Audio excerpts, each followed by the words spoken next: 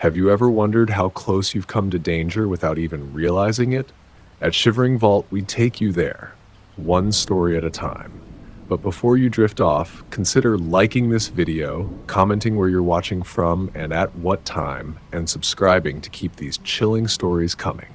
Now, let's dive into these unsettling tales.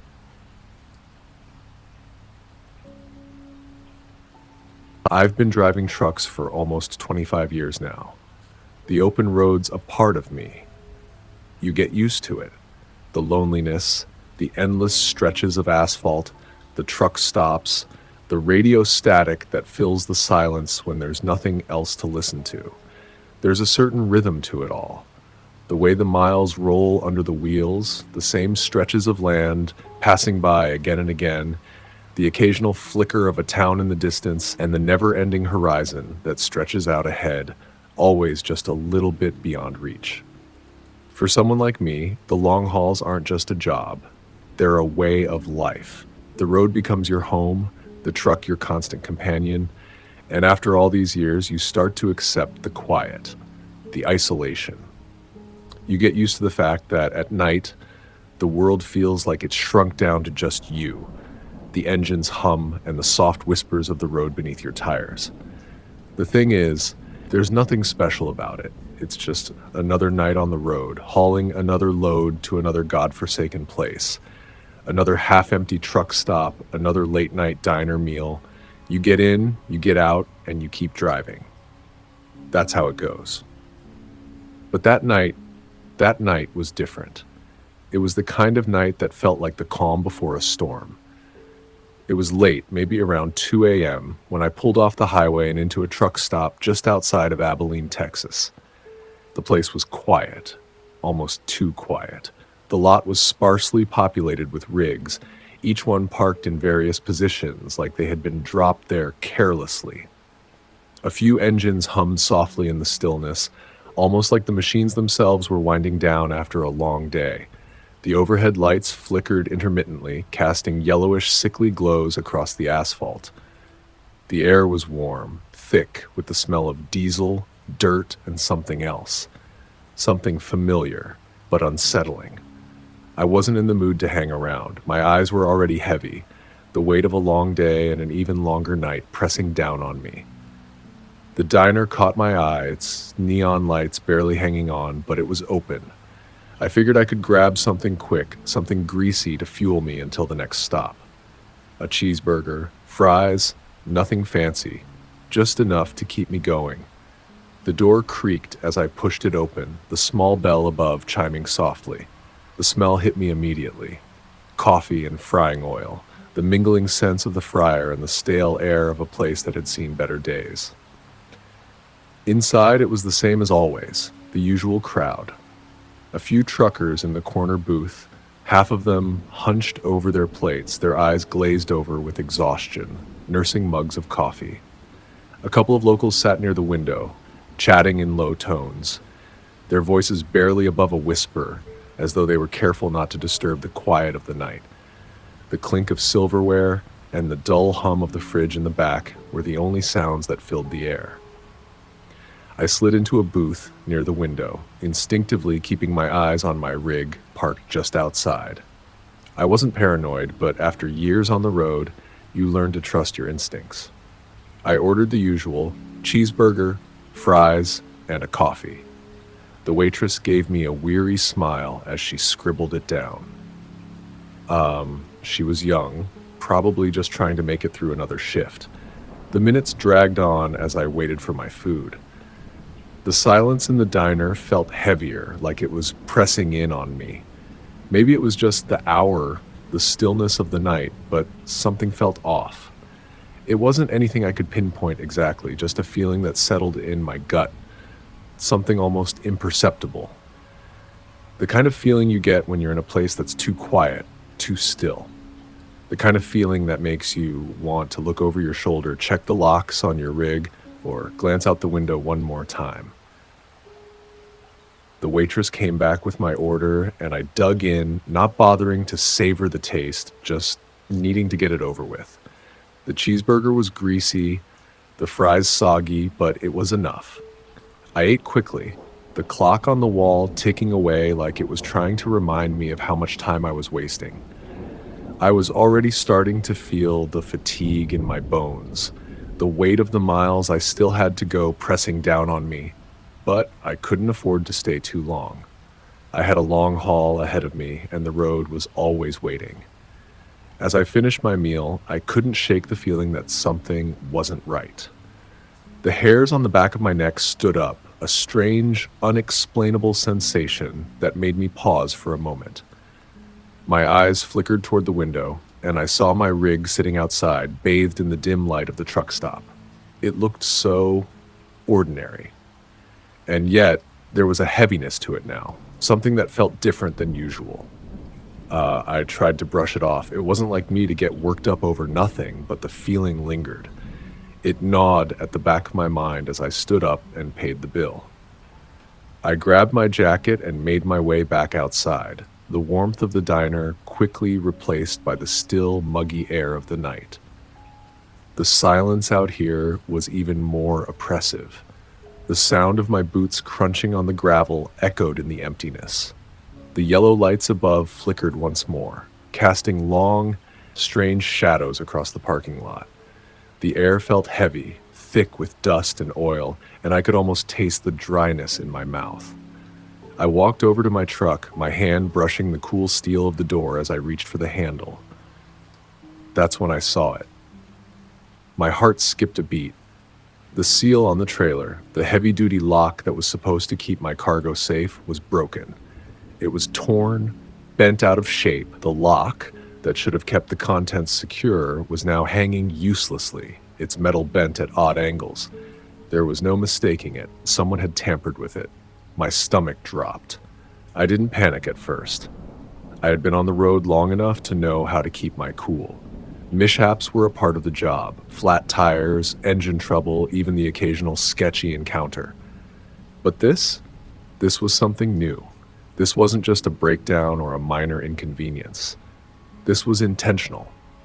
Someone had done this deliberately, and that was a whole different kind of problem.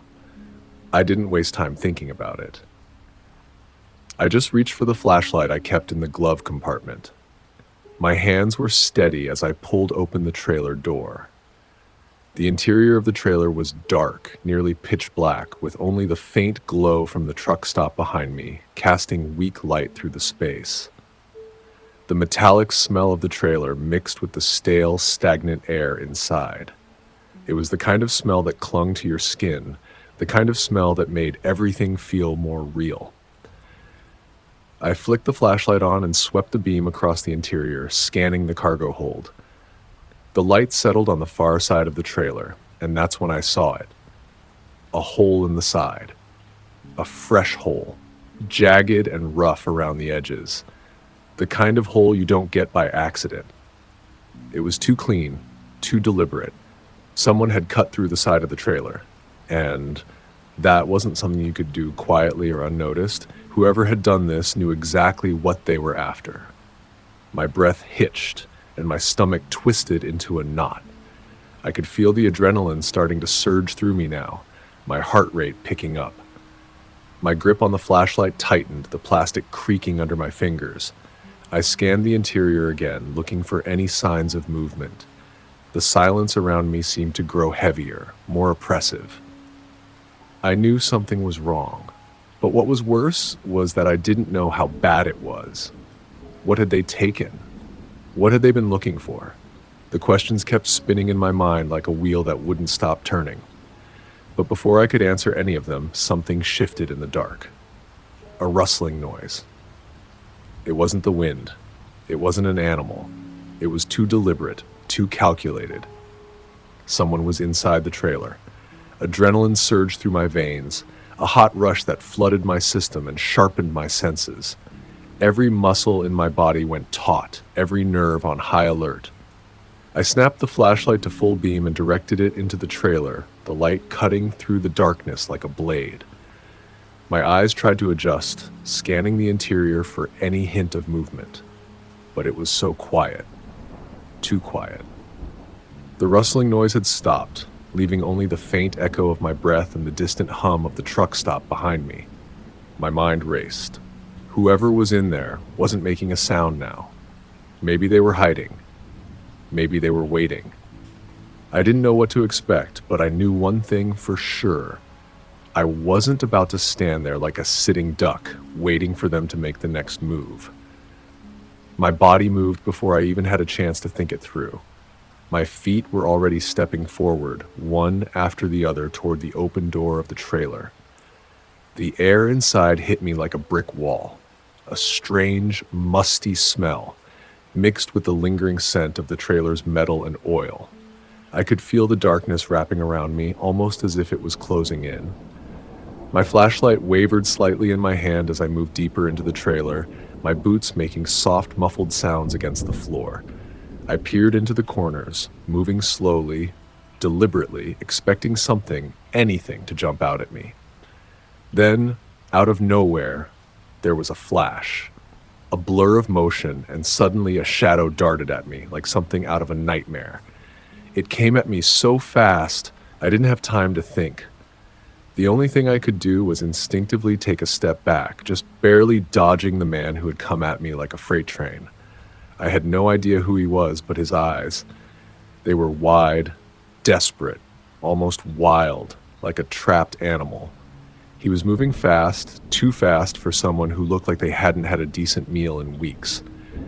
His arm came swinging out, and I saw the gleam of steel in the dim light before it was even fully in view. A box cutter, sharp and glinting under the flash of my beam. The blade slashed across my forearm before I could react properly. The pain was instant, a burning sting that made my skin feel like it was on fire. I barely had time to register the cut before the shock of it kicked in. My forearm burned like hell, the pain searing deep into my flesh. I roared in pain, the sound echoing off the walls of the trailer. Reflex took over then. My fist flew, swinging wildly, and I connected with the man's jaw. The blow sent him stumbling back, but he didn't fall. Instead, he recovered with terrifying speed, his eyes flickering with that same frantic energy. He wasn't just fighting for survival, he was fighting for something. Desperation burned in him, and I realized he wasn't after what was in the trailer anymore. No, he was after me. He came at me again, faster this time, the box cutter flashing in the air like a deadly snake ready to strike. But I was ready this time. As he lunged, I grabbed his arm mid-swing, locking my hand around his wrist. The blade came dangerously close, but I twisted his arm and shoved him back hard against the side of the trailer. He grunted as his back slammed into the metal, but he didn't fall. He was strong, stronger than he looked. He twisted, using the momentum to shove me away, his knees buckling and his body sliding in the dirt. We were both slipping and sliding on the loose gravel beneath our feet, the sweat on my brow mixing with the dirt and grime of the parking lot.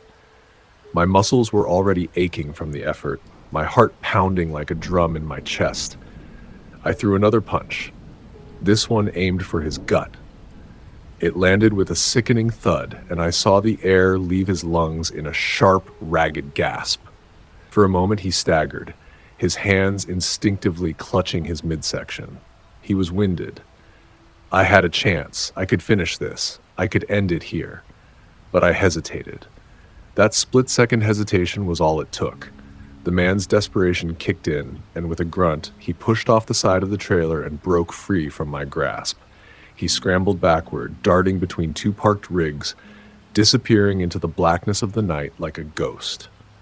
I stood there, panting, my breath coming in ragged gasps, my forearm throbbing with pain. I was still trying to process what had just happened, but I knew one thing. The man was gone. I didn't have the energy or the willpower to chase after him. Besides, he was already out of sight. He had vanished into the darkness like he had never been there at all. The trailer door was still hanging open, and the sense of unease that had settled deep in my stomach didn't go away. I took a deep breath, fighting the urge to panic. I could still hear my heart thumping in my chest, each beat echoing in the silence of the truck stop. The dim lights above flickered again, casting erratic shadows across the lot.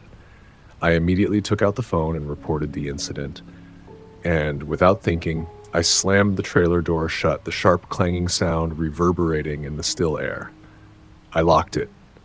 The metal groaned as it slid into place, and I took a moment to stare at the empty parking lot around me. It hadn't changed.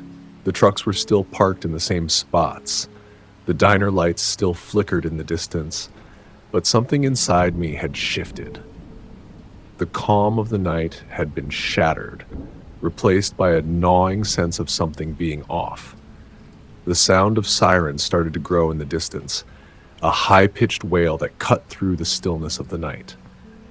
I turned toward the sound, watching as 2 cop cars pulled into the lot, their flashing lights cutting through the dark. A sense of relief flooded me. At least now I wasn't alone. The sirens faded as the cop cars came to a stop near the diner.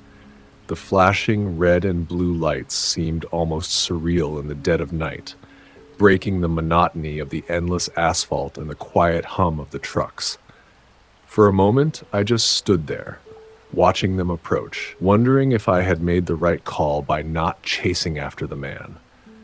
The air was thick with tension, and I felt like I was waiting for something more to happen, like this was only the beginning. The officers stepped out of their cars, their boots crunching softly on the gravel. One was older, probably nearing retirement, with a grizzled face that looked like it had seen more than a fair share of long nights. The other was younger, still in that phase of his career where he hadn't quite hardened to the ways of the world. They moved toward me, their eyes scanning the parking lot, as if trying to take in every detail of the scene. "You all right?" the older cop asked, his voice gruff but not unkind. I nodded, not trusting my own voice just yet. My heart was still racing, and the pain in my arm had flared up again, the cut stinging like a constant reminder of what had just happened. But I wasn't about to show any weakness. Not now. He looked me over, then glanced at my rig. "Mind if we take a look?" "Go ahead," I muttered, stepping aside as they approached my truck. I could see their eyes narrowing as they took in the broken seal on the trailer. The older cop crouched down, inspecting the damage, his fingers brushing the bent metal with practiced ease. "Looks like someone's been at it again," he said under his breath, but loud enough for me to hear. There was something almost too casual in his tone, as if this wasn't the first time he'd seen something like this. The younger officer, his brow furrowed, gave me a look. "What happened? You come out here and find this?" I nodded slowly. "Yeah. Was just grabbing a bite to eat, came back out and found the seal broken." The older cop straightened up and glanced around the parking lot, his eyes lingering on the shadows between the trucks. "Well, we'll take your statement. But you should know, this kind of thing happens around here more often than we like to admit." I blinked, unsure if I'd heard him correctly. "What do you mean?" He glanced at me, his expression hardening like he was deciding how much to tell me. "There's a theft ring that's been running along these highways for a while now. They target trucks, specifically the ones carrying high-value goods. They've got eyes everywhere, watching the truck stops, learning the patterns of the drivers. They know where you're going, when you'll stop, and when the time's right, they make their move." I felt a cold chill run down my spine. It wasn't just some random act of theft. This was coordinated, calculated, and I had been caught in the middle of it. My stomach tightened as the realization hit me. These guys weren't just taking anything. They were looking for something specific. "Guess I'm not the first, then?" I asked, my voice low. The older cop shook his head, not in sympathy, but in that way someone does when they've seen this kind of thing too many times. "No, not by a long shot. Truckers like you, you're prime targets. You haul valuable stuff, and these guys know it. They've been hitting this stretch of highway pretty regularly, and every time it's the same: get in, cut the seals, grab what they need, and get out before anyone knows what happened." I swallowed hard. "But They didn't take anything. My stuff's all there. The cop shrugged. Guess the guy got greedy. It happens. Sometimes they get too hasty and think there's more to grab. I was still processing it all, trying to wrap my mind around the fact that there was some kind of organized crime ring running along the very highways I'd been traveling for years. It felt like something out of a bad movie. And yet, here I was, in the middle of it. The younger officer jotted something down in his notebook, then glanced up at me. We've had a couple of other reports from drivers who've experienced similar things, and we're trying to track them down. The older cop gave me a final look. Listen, if you're staying here for the night, you might want to lock up tight. These guys are getting bolder. I spent the rest of the night watching the shadows. I parked my rig 100 miles away, further down the road, making sure the doors were locked tight. I kept a crowbar within reach and my eyes on the mirrors, just in case. The silence of the highway never felt emptier, never felt more isolating, and every truck stop felt like a potential trap. I thought about the man, the way he had looked at me. Desperate, wild, but one thing was certain. I wasn't going to let my guard down again. Not ever.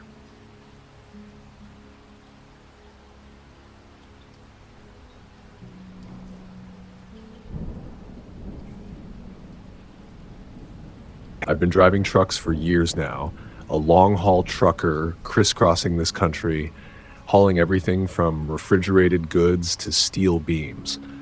I've spent more nights in the cab of my truck than I care to admit, and when you've been doing it that long, you develop a rhythm, a kind of routine that keeps you going even when you're barely holding on. But on that particular night, I wasn't exactly in the mood for a routine.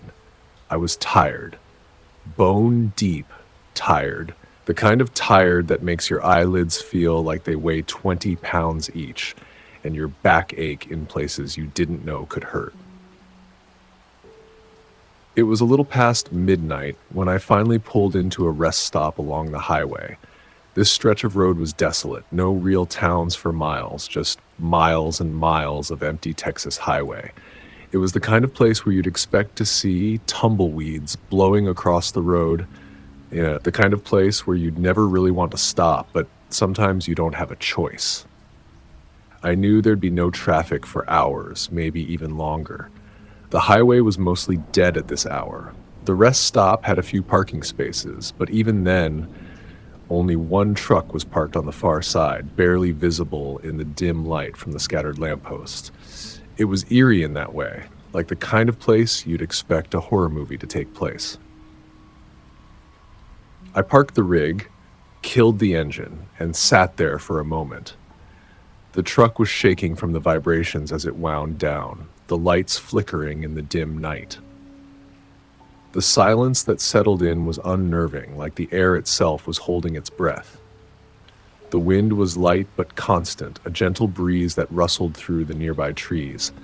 The trees weren't thick around here, just scattered patches of them along the edge of the lot, their branches swaying faintly in the night air.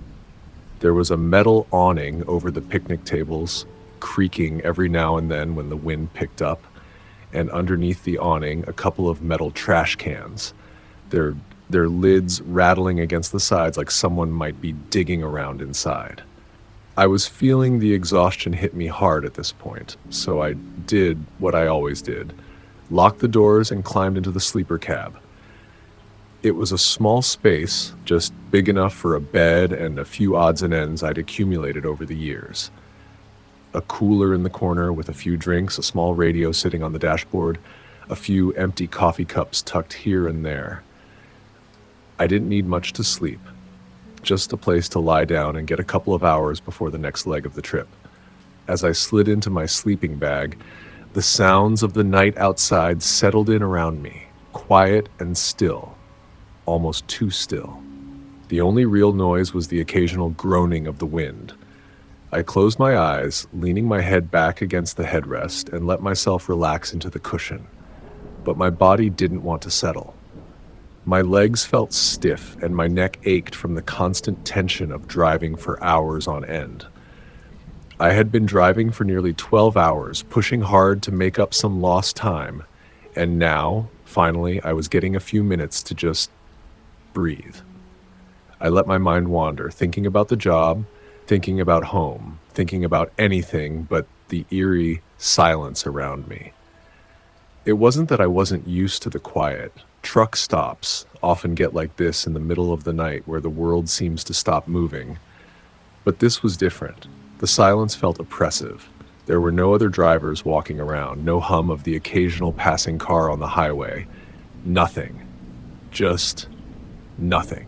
Still, I tried to brush it off, convincing myself I was just too tired. I locked the doors, as I always did, and then slowly pulled the sleeper curtain closed.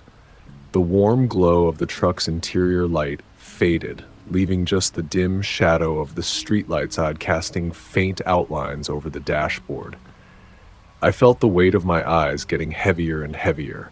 I was so tired that the thought of sleep was like a siren's call. My body finally gave in, and I drifted off into what I thought would be a peaceful, undisturbed sleep. The hum of the truck's engine was a familiar lullaby, something that had always soothed me on long trips. But this time, that hum only seemed to intensify, somehow amplifying the isolation around me. I didn't know how much time passed, but eventually I began to stir. I don't know exactly what woke me up. Maybe it was the change in the air or the feeling that something wasn't quite right. But one thing's for sure, it wasn't the kind of wake-up you'd expect when you're just getting a few hours of sleep on the road.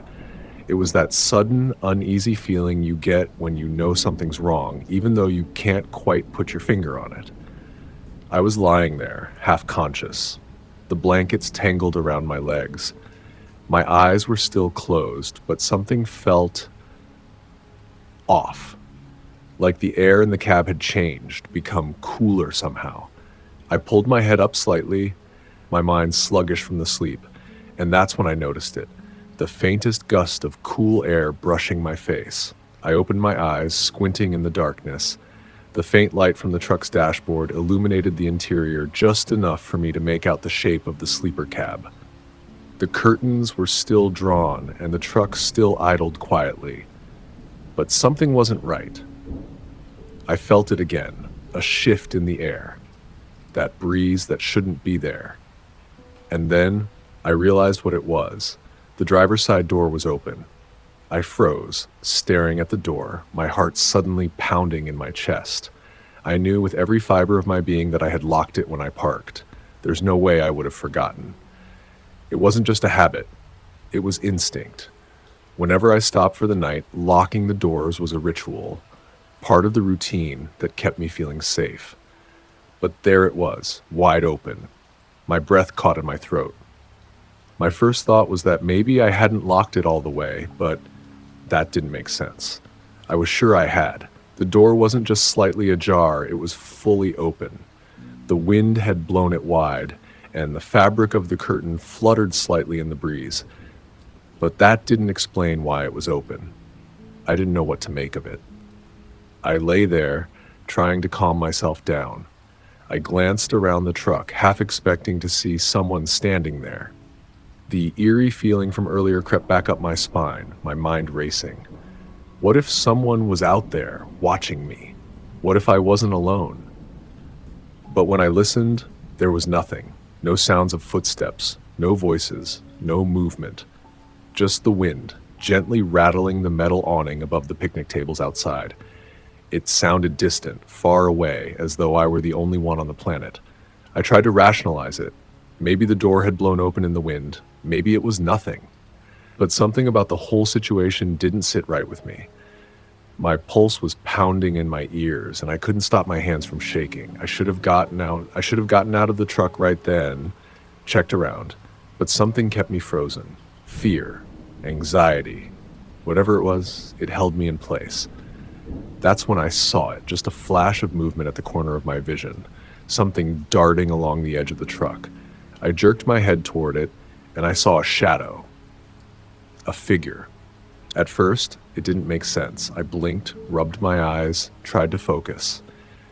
But the figure remained, crouched down just beneath the window, low to the ground, almost like it was trying to hide, blending in with the darkness. I couldn't see much at first, just the vague outline of a person, their body hunched in a strange way. For a moment, I thought my mind was playing tricks on me, that I was imagining things. Maybe I was so tired I was hallucinating. But no, this was real. I saw the eyes next. They were wide, unnaturally wide, two dark pits that stared right through me, glowing faintly in the dim light of the cab. There was no emotion in them, no warmth, just a cold, empty stare. It was like the person, if you could even call it that, wasn't even human. That's when the panic set in. A cold wave of terror washed over me, my instincts kicking in like they always did in dangerous situations. I knew I needed to move, but I couldn't. My limbs felt like they were made of lead, frozen in place. My heart was pounding so hard in my chest that I could barely hear the wind anymore. The only sound that seemed to matter was the deafening beat of my own pulse. I kept my eyes locked on that figure, my mind racing for an explanation. Was it a thief, a crazy person wandering the rest stop, a hitchhiker looking for a ride? But it didn't make sense. Who would crouch like that? Who would be so still, so unnatural? I needed to act. I knew I couldn't just wait around and see what happened. My hand shot toward the passenger seat, where I kept my heavy wrench, something I always carried just in case I needed to defend myself. My fingers brushed the cold metal of the wrench, and a wave of relief flooded me. I had something to defend myself with. But as I reached for it, something else happened. The door creaked louder than before. I felt a jolt of panic run through me. The figure outside, the one that had been crouching, moved. Its hand shot forward, gripping the edge of the door frame. The movement was so sudden, so swift, that it took me a second to process it. A cold, grimy hand appeared from the darkness, wrapping itself around the edge of the door. I didn't hesitate. Without thinking, I swung the wrench as hard as I could toward the door, hoping to hit the figure before it could fully step into the truck. It was too late. The man, if that's even what he was, jerked back, narrowly avoiding the strike. I could hear his labored breathing now, shallow, ragged breaths that only made my anxiety skyrocket. I caught a glimpse of him as he stumbled back into the darkness. My breath was coming in shallow gasps as I scrambled to gain control of the situation. I could barely process what I had just seen. The man's face was gaunt, pale, and twisted with something that looked almost like hunger. His clothes were ragged, torn jeans and a hoodie that was frayed around the edges. His face was hollow, the kind of look that someone might get after days, maybe even weeks, without food. But it wasn't just hunger that made his expression so twisted. It was something more primal, something worse. He looked like a man who had lost touch with anything human. For a split second, everything seemed to freeze. Then, with a surprising burst of speed, the figure bolted. He sprinted toward the tree line behind the rest stop, disappearing into the dark, disappearing into the night. I didn't think. I just reacted. I scrambled out of the truck, my heart pounding in my chest. I barely registered the movement of my legs beneath me. My breath was ragged, and I could feel the adrenaline pumping through me, making my heart race even faster.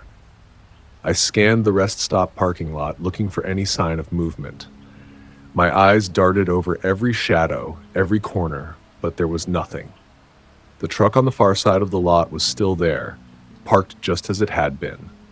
The empty darkness stretched on, and I couldn't shake the feeling that the man was still out there somewhere, watching me. And then I saw it. Lying near the door, just where the man had been standing. A hunting knife. A large, fixed-blade knife with a dark handle, its blade catching the faint light from the street lamps above. My stomach churned. I could barely breathe as I stared at it. My legs felt like lead as I backed away slowly, turning toward the truck. My eyes darted around the lot again, looking for any signs of movement. The other truck parked nearby? It hadn't moved. No one had stepped out from it. The world around me was eerily still, like it had been before, but now it felt so different. I could feel every second dragging by, stretching on like hours, and I just wanted to get out of there. I don't even know how I managed to climb back into the truck. My hands were still shaking, my heart pounding in my chest like it was trying to escape. I fumbled with the door, slamming it shut before locking it again, making sure it was secured this time.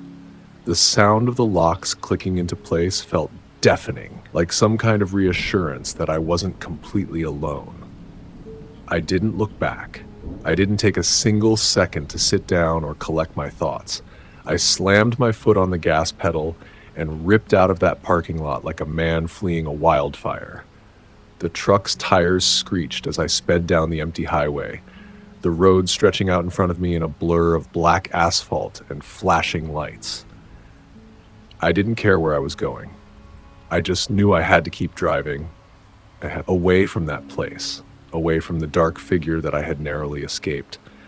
The miles blurred by, but my mind wouldn't settle. I couldn't stop thinking about what had just happened, about the man. No, whatever he was. The hollow look in his eyes, the way he moved, the way he almost seemed to linger outside my truck, waiting for the right moment. I didn't stop driving until sunrise. My body was aching, my eyes gritty from exhaustion, but I didn't care. I couldn't bring myself to rest, not with that image burned into my mind. The face of that gaunt man, those hollow eyes. I didn't trust the rest stops anymore. I didn't trust the quiet, the empty lots, the dark spaces that could hide something or someone in the shadows. The thought of pulling into another empty rest stop made my stomach churn. The next day, I couldn't shake the feeling that I had to report what happened. I had to tell someone. So I called the police, told them everything, the whole damn story. They didn't exactly believe me at first. You know how it goes when you're a trucker? You're just some guy who's been on the road for too long, seeing things, hearing things that aren't there. But I wasn't imagining it. I wasn't. I had seen that man. I had felt the fear, the danger. I knew he was out there waiting for someone like me to fall into his trap. The police were skeptical, but took the report anyway. A few hours later, I got a call from them. They said they had found the man. He'd been hiding nearby in the woods. They had tracked him down not far from the rest stop, and when they arrested him, they found weapons on him, including a knife, just like the one I had seen. They didn't say much else, just that he was a known criminal with a history of stalking truckers at remote stops. Apparently, he'd been doing it for months, maybe longer. I didn't feel safe in the cab of my truck anymore, and that was the last time I ever parked at an empty rest stop. From that night on, I made sure there were other vehicles around. Always. I didn't care how tired I was. I didn't care if I had to drive a few extra miles. I wouldn't stop unless I saw other rigs, other drivers. I couldn't take the chance again. And even now, every time I drive through the night, I still look over my shoulder. I still check the locks before I sleep, even if it's in the middle of nowhere. I can still see those hollow eyes, that desperate, hungry face. The worst part? I don't know how long he was watching me before I woke up. How long he had been waiting. How close I really was to something much worse than just a frightening encounter.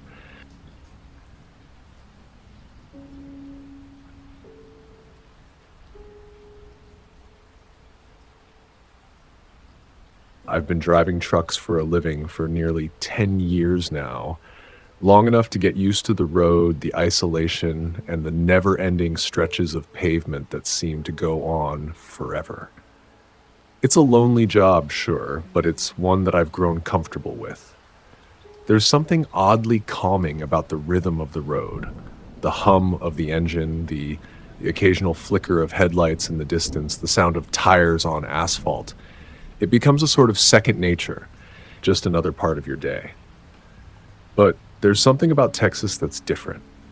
When you're out on one of those long, empty stretches of highway in the middle of nowhere, it's like you've entered a whole different world. The land is flat, The sky stretches out in all directions like an endless sea of darkness, and the only thing that's constant is the sound of the wind and the dull roar of the engine. The night in Texas is like nothing else I've ever experienced. You can't see anything in front of you except the road, just a narrow line of asphalt lit by your headlights stretching out into oblivion. It was late when this happened, around 1 a.m., maybe 1:30. The kind of late where the world around you feels frozen in time. The air was thick, humid, almost suffocating in a way that made the truck feel like a lifeboat on a quiet sea. I had a full load in the back, nothing special, just a few pallets of industrial materials, but the truck felt heavy, like it was pulling me along at a pace that only the road seemed to know. My eyes were growing heavy, the fatigue setting in. There's something about the highway that makes you lose track of time. When you're driving at night, it's like the world is suspended, like there's no real beginning or end to the journey. You just keep going. I hadn't seen another car for miles. Nothing. The road had been empty, save for my own rig cutting through the quiet night. The air felt thick, like it was pressing down on me, and there wasn't a single sound except the constant whir of my engine. There's something unsettling about that, you know? When the world feels too quiet, it messes with your head. It was just me, the truck, and the road. It's always like that at night, especially in the parts of Texas that seem to go on forever without a single town in sight. That's when I first noticed it, a faint pair of headlights in the distance. At first, I didn't think much of it. It was far off, a mere speck of light on the horizon. I assumed it was another trucker, maybe someone heading in the opposite direction or a car just passing through. But the more I watched, the stranger it became. The headlights were weaving in and out of the lines on the road. They weren't just moving from side to side like a normal car. This was erratic. It was almost as if whoever was driving didn't know what the hell they were doing, or worse, like they were doing it on purpose. I kept my eyes on the headlights as I closed the distance, trying to make sense of what was going on. It's not uncommon for truckers to fall asleep behind the wheel. Hell, I've done it before, fighting the fatigue with a coffee or a slap to the face. But this wasn't like that. Whoever was driving that car seemed to be swerving all over the road, as if they had no intention of staying in their lane. There was a real sense of danger in the way they moved. I leaned forward a little in my seat, squinting through the windshield to get a better look. The headlights didn't seem to be getting closer, and the car's strange movements made me nervous. It was almost like they were trying to force me to slow down, like they were waiting for me to make a mistake. I couldn't shake that feeling, that nagging sense that something wasn't right. Then, as I got closer, maybe about a mile away, the car suddenly slammed on its brakes. Without warning, the headlights cut off, leaving me staring into the darkness of the road.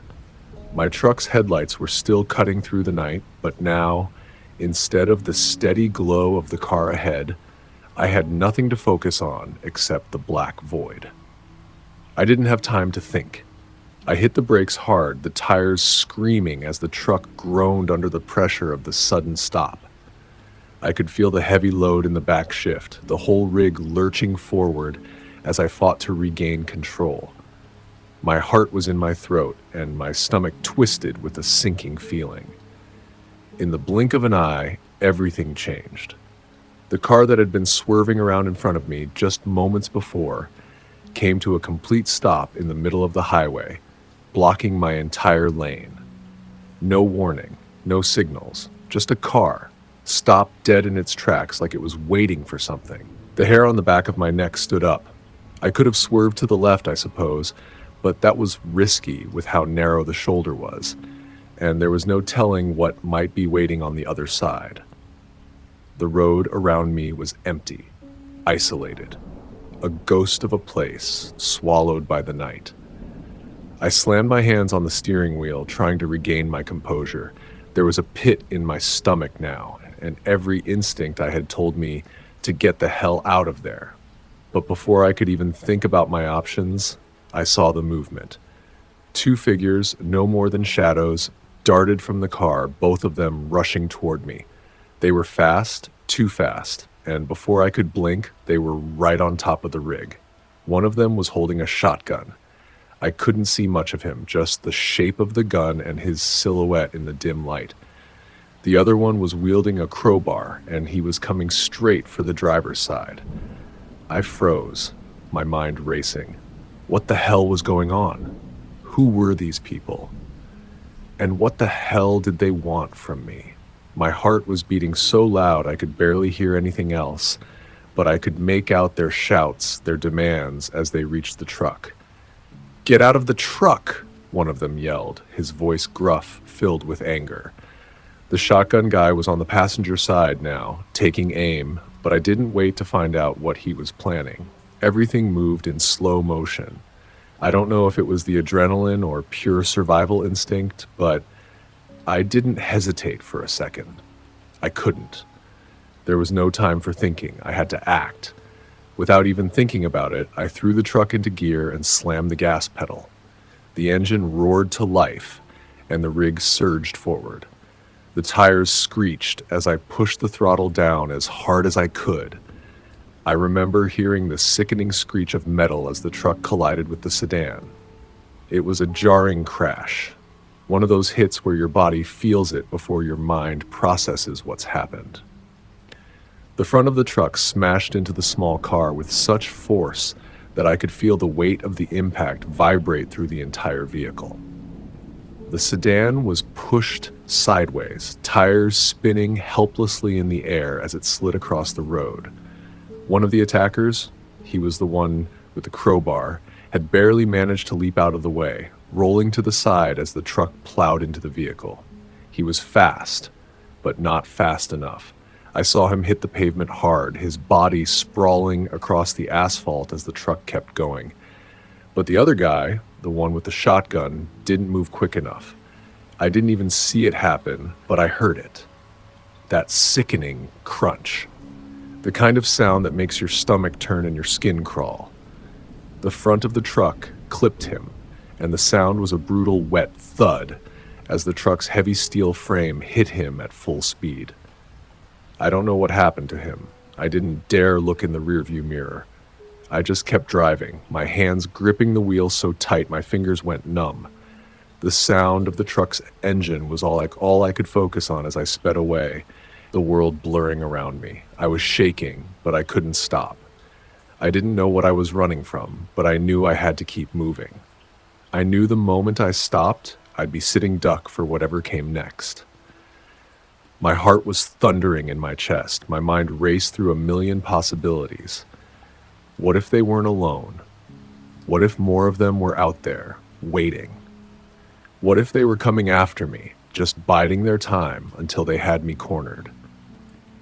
I glanced in the side mirror, my eyes scanning for any sign of movement. The last thing I wanted to do was look back. I didn't want to see what had happened to the guy I'd hit, or what the other one was doing. But curiosity and fear made me check, and what I saw made my blood run cold. The man with the shotgun was staggering to his feet, his arms flailing as he tried to steady himself. He was angry, furious, and I could see him shouting, but I couldn't hear a word. He was too far back now, but I could still make out the glint of his shotgun barrel in the dim light of my rearview mirror. He wasn't giving up. I pushed the pedal harder, urging the rig to go faster. It felt like the road was never going to end. The headlights in the mirror dimmed, but they didn't disappear. I couldn't shake the feeling that I was being hunted. The air was thick, heavy, like something was pressing down on me, and every mile that passed seemed to add more weight to the situation. I didn't know how long I'd been driving at that point.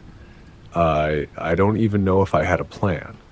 All I could think was that I had to put as much distance between myself and that highway as possible. The lights in the mirror were getting smaller, but I still couldn't bring myself to slow down. I didn't know what I'd do if I stopped. I didn't even want to think about that. Finally, after what felt like an eternity, I saw the glow of a gas station ahead. The fluorescent lights were a beacon in the otherwise pitch-black desert. I could see the empty parking lot, the old, weathered pump sitting in the dark, waiting for someone to pull in. My mind told me to stop, but my instincts screamed at me not to. The truck was still roaring, my heart still pounding in my chest, but I had to get off that road. I had to stop somewhere. I took the turn sharply, the tires squealing as I pulled into the lot. I didn't even care that the place was deserted. I just needed a place to breathe. I slammed the truck into park, my hands still gripping the steering wheel. I sat there for a moment, trying to calm my racing thoughts. My hands were shaking so badly I could barely get my phone out of my pocket. My throat felt dry, like I hadn't had a drink of water in days, but I didn't stop to think about that. I fumbled with the phone, trying to dial 911. My mind was still foggy from the adrenaline, but I managed to hit the right buttons and get through to an operator. As soon as the line connected, I blurted out what happened, my voice shaking with every word. "Listen, I need help," I said, my breath catching in my throat. There were two men on the road. They tried to rob me. One of them, he's hurt. I think I hit him. I need the police. Fast." The operator sounded calm, professional, but it didn't do anything to calm me down. "Stay on the line," she said, her voice steady. "I'm dispatching officers now. Stay where you are." I looked around, trying to focus. The gas station was still empty. The only sounds, the distant hum of the truck's engine and the occasional rustle of wind through the barren desert. My eyes kept flicking back to the road, searching for any sign of movement, any hint that the men were still coming after me. But the road remained quiet. Too quiet. It felt like I'd been waiting forever, even though I knew it had only been a few minutes. Then, finally, a sheriff's cruiser pulled into the parking lot. The lights flashed brightly in the dark, casting long shadows across the pavement as the officer stepped out of the car. He was older, about my age, with a tired look in his eyes. He didn't say anything at first, just walked over to my truck and gave me a quick once-over before I launched into my story. "I don't know what happened," I said, voice trembling. "There was a car in the road, and they jumped out. Two men, both armed. One had a shotgun, the other a crowbar. They told me to get out of the truck. I didn't know what to do. I just drove through them. I think I hit one of them. The other one was trying to shoot me." The sheriff nodded, taking everything in. He didn't interrupt, just listened. "We'll check the scene," he said after a long moment. "I'll take your statement, but we'll need to go out and take a look for ourselves." But when they got back to the spot where I'd hit the car, there was nothing. No wrecked sedan, no sign of the two men at all. The road was empty. The only thing left was the sound of the wind rustling through the dry grass at the side of the highway. They tried to track them, but the trail was cold. No cameras on that stretch of road. Nothing. It was like the whole thing had just vanished into thin air. I didn't stay around much longer. The sheriff seemed as confused as I was, but he assured me that there was nothing more they could do. He said I should get some rest and head out when I was ready, but I couldn't shake the feeling that something wasn't right. For weeks after, I couldn't get the incident out of my head. I couldn't stop thinking about those two men, about how they just appeared out of nowhere, how they attacked me without warning, how one of them disappeared into the night like he was never even there. I couldn't shake the feeling that they were still out there, somewhere, waiting. Now, I always carry a gun in the cab with me. I don't trust anyone out here anymore. I don't know who those guys were or what they were after, but I can tell you this much. It wasn't just a random act of violence. No. Those men were hunting me. They were waiting for the right moment, and I was just unlucky enough to drive into it. I don't know if I'll be so lucky next time. And that thought keeps me up at night, staring out into the darkness of the highway, wondering if they're still out there waiting for the next trucker to come along.